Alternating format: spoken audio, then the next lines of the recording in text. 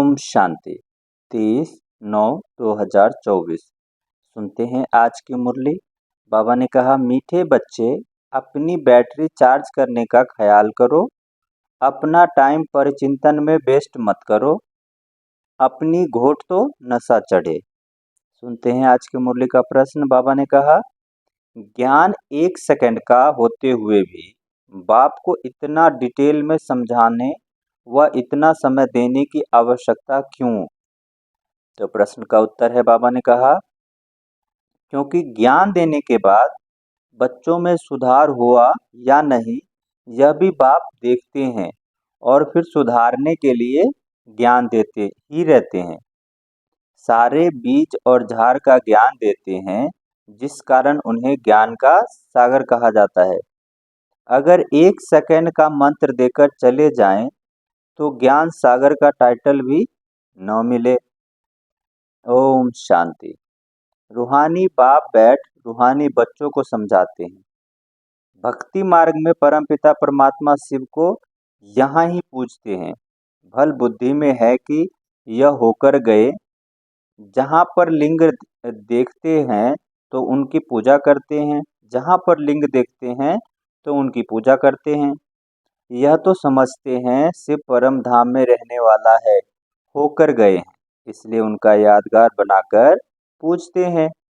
जिस समय याद किया जाता है तो बुद्धि में जरूर आता है कि निराकार है, तो परम धाम में रहने वाला है।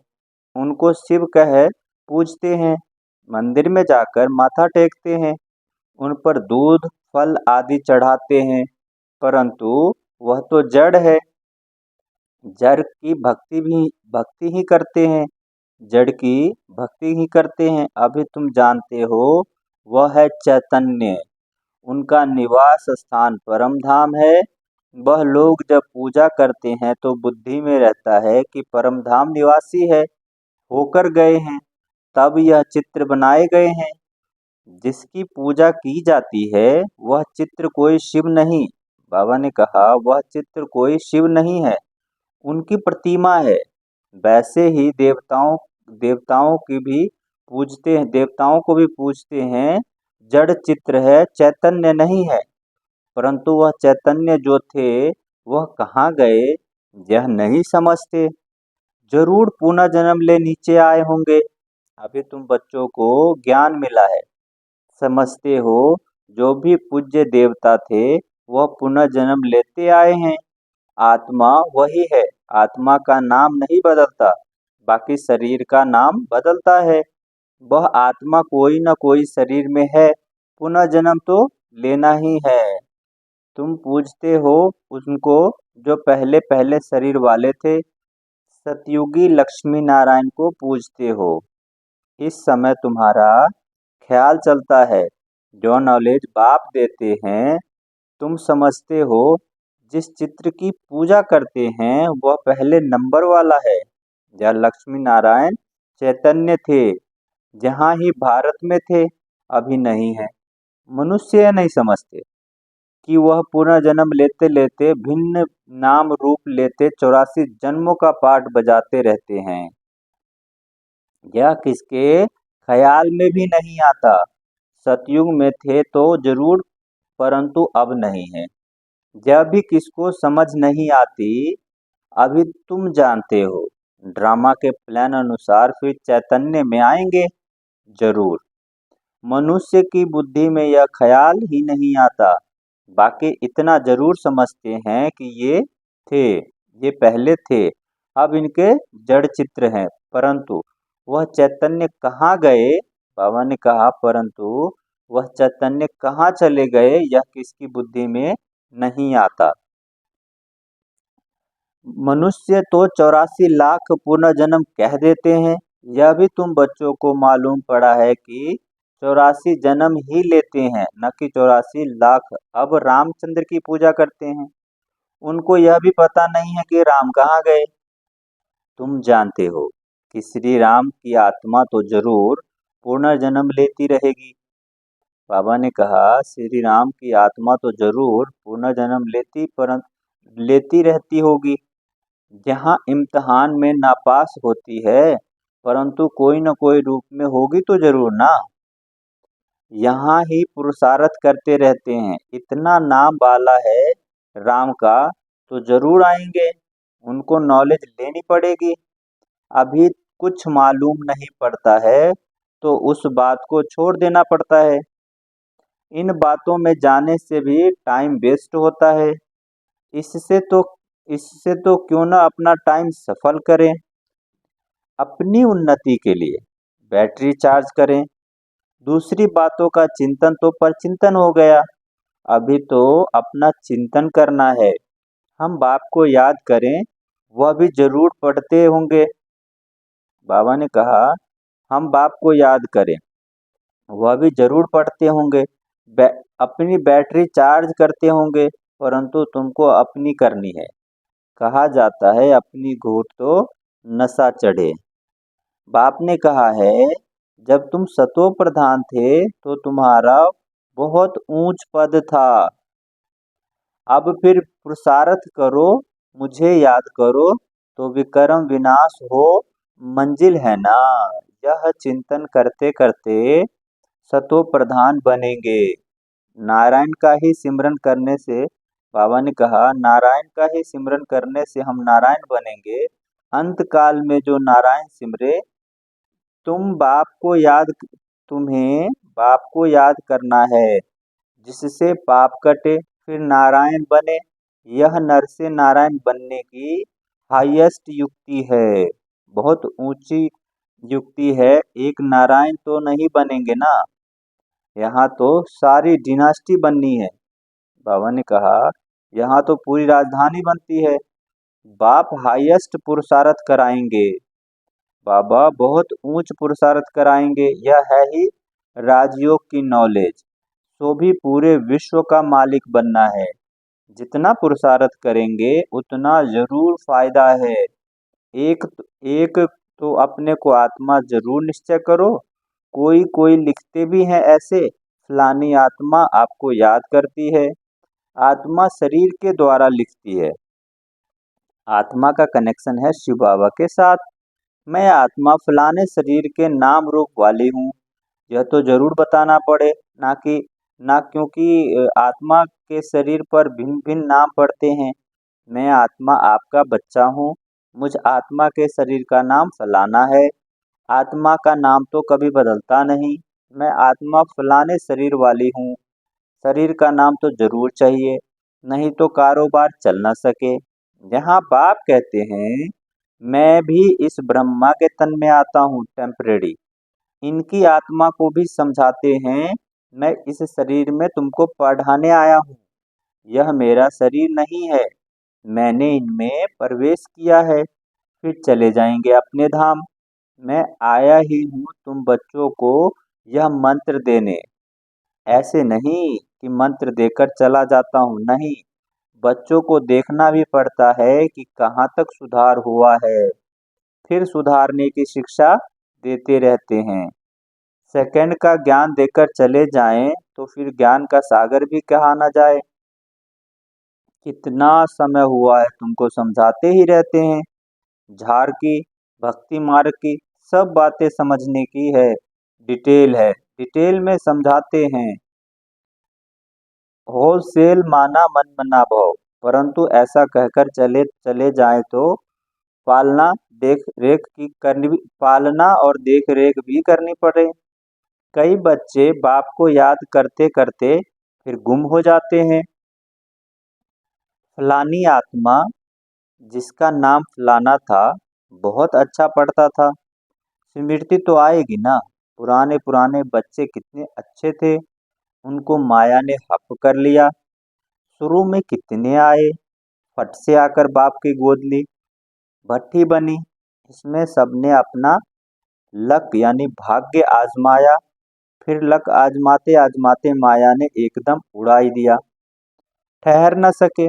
फिर 5,000 वर्ष के बाद फिर भी ऐसा ही होगा। कितने चले गए, आधा झाड़ तो जरूर गया। भल झाड़ वृद्धि को पाया है, परंतु पुराने चले गए। समझ सकते हैं। उस उनसे कुछ फिर आएंगे जरूर पढ़ने। स्मृति आएगी तो हम बाप से पढ़ते थे और और सब अभी तक पढ़ते रहते हैं।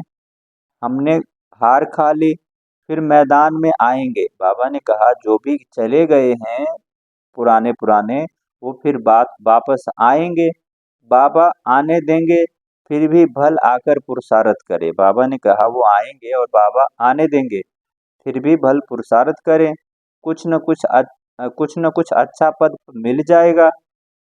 बाबा ने कहा बाप स्मृति दिलाते हैं, बहुत प्यार से स्मृति दिलाते हैं, मीठे मीठे बच्चे मामेकम याद करो तो पाप कट जाएंगे। अब कैसे याद करते हो? क्या यह समझते हो कि बाबा परम धाम में है? नहीं है या नहीं? बाबा तो यहाँ रथ में बैठे हैं, इस रथ का सबको मालूम पड़ जाता है। यह है भाग्यशाली रथ। बाबा ने कहा मैं ब्रह्मा तन में बैठा हूँ, यह सबको मालूम पड़ता है। इस रथ का नाम भाग्यशाली रथ है। इनमें आया हुआ हूँ। भक्ति मार्ग में थे तो उनको परम धाम में याद करते थे, परंतु यह नहीं जानते थे कि याद से क्या होगा। अभी तुम बच्चों को बाप खुद इस रथ में बैठ श्रीमत देते हैं, इसलिए तुम बच्चे समझते हो बाबा यहाँ इस मृत्यु लोक में पुरुषोत्तम संगम युग पर है। तुम जानते हो हमको ब्रह्मा को याद नहीं करना है। बाप कहते हैं मामेकम याद करो। मैं इस रथ में रहकर तुमको यह नॉलेज दे रहा हूँ, अपनी भी पहचान देता हूँ। मैं यहाँ हूँ। आगे तो तुम समझते थे परम धाम में रहने वाला है, होकर गया है, परंतु कब यह पता नहीं था। होकर तो सब गए हैं ना, जिनके भी चित्र हैं अभी वह सब कहाँ है, यह किसको पता ही नहीं। जो जो जाते हैं वह फिर अपने समय पर आते हैं, भिन्न भिन्न पार्ट बजाते रहते हैं। तुम जानते हो वह है निराकारी सृष्टि, यह है साकारी सृष्टि। सृष्टि तो यही है, यहाँ ही राम राज्य और रावण राज्य होता है। महिमा सारी यहाँ की है, बाकी सूक्ष्म वतन का सिर्फ साक्षात्कार होता है। मूल वतन में तो आत्माएं रहती है, फिर वहाँ फिर यहाँ आकर पाठ बजाती है। बाकी सूक्ष्म वतन में क्या है, यह चित्र बना दिया है जिस पर बाप समझाते हैं तुम बच्चों को ऐसा सूक्ष्म वतन वासी फरिश्ता बनना है। फरिश्ते हड्डी मांस बिगर होते हैं, कहते हैं ना। ददृची ऋषि ने हड्डियां भी दे दी, बाकी शंकर का गायन तो कहाँ है नहीं। ब्रह्मा विष्णु का मंदिर है, शंकर का कुछ है नहीं, तो उनको लगा दिया है। बाबा ने कहा तो उनको लगा दिया है विनाश के लिए। बाबा ने कहा शंकर को लगा दिया है विनाश के लिए, बाकी ऐसे कोई आंख खोलने से विनाश करता नहीं है। देवताएं फिर हिंसा का काम कैसे करेंगे? बाबा ने कहा देवताएं फिर हिंसा का काम कैसे करेंगे? न वह करते हैं, न शिव बाबा ऐसा डायरेक्शन देते हैं। न शंकर विनाश का काम करते हैं, न शिव बाबा उनको विनाश का काम कराते हैं। डायरेक्शन देने वाले पर भी आ जाए। बाबा ने कहा अगर कोई डायरेक्शन दे तो उस पे भी पाप का बोझ आ जाए, कहने वाले ही फंस जाता है। वह तो शिव शंकर को इकट्ठे कह देते हैं। अब बाप भी कहते हैं, बाप भी कहते हैं मुझे याद करो, मामेकम याद करो। ऐसा तो नहीं कहते शिव शंकर को याद करो, पतित पावन तो एक ही है, कहते हैं। बाबा ने कहा भगवान अर्थ सहित बैठ समझाते हैं, यह कोई जानते नहीं तो यह चित्र देख मुझ पड़ते हैं। अर्थ तो जरूर समझना पड़े ना, समझने में टाइम लगता है। कोटों में कोई बिड़ला निकलता है, जो जो हूँ। बाबा ने कहा कोटों में कोई बिरला निकलता है, जो मैं जो हूँ। बाबा ने कहा मैं जो हूँ जैसा हूँ, कोटों में कोई ही मुझे पहचान सकते हैं। अच्छा, मीठे मीठे सिकी लते बच्चों प्रति माता पिता बाप दादा का याद प्यार और गुड मॉर्निंग। रूहानी बाप की रूहानी बच्चों को नमस्ते। हम रूहानी बच्चों की रूहानी बाप दादा को याद प्यार गुड मॉर्निंग और नमस्ते। सुनते हैं धारणा के लिए मुख्य सार। पहला है, किसी भी बात के चिंतन में अपना समय नहीं गंवाना है, अपनी मस्ती में मस्त रहना है। स्वयं के प्रति चिंतन कर आत्मा को सतो प्रधान बनाना है। सुनते हैं धारणा के लिए दूसरा पॉइंट। बाबा ने कहा, नर से नारायण बनने के लिए अंत काल में एक बाप की ही याद रहे, इस हाईएस्ट युक्ति को सामने रखते हुए पुरुषार्थ करना है। मैं आत्मा हूँ, इस शरीर को भूल जाना है। सुनते हैं आज की मुरली का वरदान। बाबा ने कहा, दाता की देन को स्मृति में रख, सर्व लगावों से मुक्त रहने वाले आकर्षण मुक्त भव। दाता की देन को स्मृति में रख, सर्व लगावों से मुक्त रहने वाले आकर्षण मुक्त भव। सुनते हैं इसका विस्तार। कई बच्चे कहते हैं कि इससे मेरा कोई लगाव नहीं है, परंतु इनका यह गुण बहुत अच्छा है या इनमें सेवा की विशेषता बहुत अच्छी है। लेकिन किसी व्यक्ति या वैभव के तरफ बार बार संकल्प जाना भी आकर्षण है। किसी की भी विशेषता को देखते, गुणों गुणों को व सेवा को देखते दाता को नहीं भूलो। यह दाता की देन है। यह स्मृति लगाव से मुक्त, आकर्षण से मुक्त बना देगी। किसी पर भी प्रभावित नहीं होंगे। सुनते हैं आज की मुरली का स्लोगन।